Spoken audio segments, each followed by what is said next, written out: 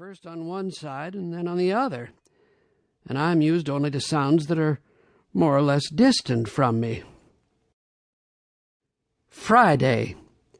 The naming goes recklessly on, in spite of anything I can do. I had a very good name for the estate, and it was musical and pretty.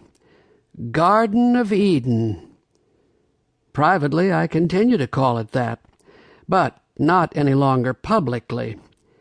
The new creature says it is all woods and rocks and scenery, and therefore has no resemblance to a garden, says it looks like a park, and does not look like anything but a park. Consequently, without consulting me, it has been new-named Niagara Falls Park. This is sufficiently high-handed, it seems to me. And already there is a sign up, "Keep off the grass." My life is not as happy as it was. Saturday. The new creature eats too much fruit. We are going to run short, most likely. We again. That is its word. Mine, too, now, from hearing it so much. Good deal of fog this morning. I do not go out in the fog myself.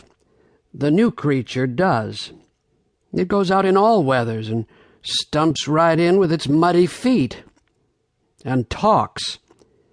It used to be so pleasant and quiet here. Sunday. Pulled through. This day is getting to be more and more trying. It was selected and set apart last November as a day of rest. I already had 6 of them per week before. This morning found the new creature trying to clod apples out of that forbidden tree. Monday. The new creature says its name is Eve. That is all right. I have no objections. Says it is to call it by when I want it to come. I said it was superfluous then. The word evidently raised me in its respect. And indeed it is a large, good word, and will bear repetition. It says it is not an it is a she. This is probably doubtful. Yet it is all one to me. What she is were nothing to me if she would but go by herself, and not talk. Tuesday. She has littered the whole estate with execrable names and offensive signs.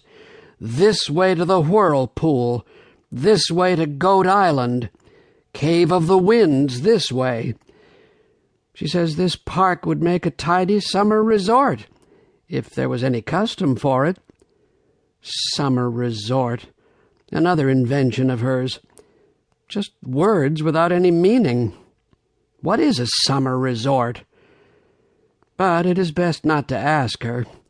She has such a rage for explaining. Friday.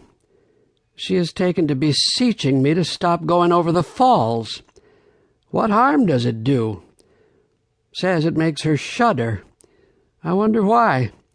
I've always done it, always liked the plunge and the excitement and the coolness. I supposed it was what the falls were for.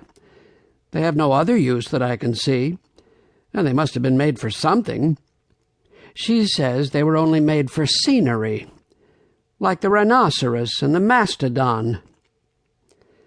I went over the falls in a barrel, not satisfactory to her. Went over in a tub, still not satisfactory. Swam the whirlpool and the rapids in a fig-leaf suit. It got much damaged. Hence, tedious complaints about my extravagance. I am too much hampered here. What I need is change of scene. Saturday. I escaped last Tuesday night and traveled 2 days and built me another shelter in a secluded place and obliterated my tracks as well as I could. But she hunted me out by means of a beast which she has tamed and calls a wolf, and came making that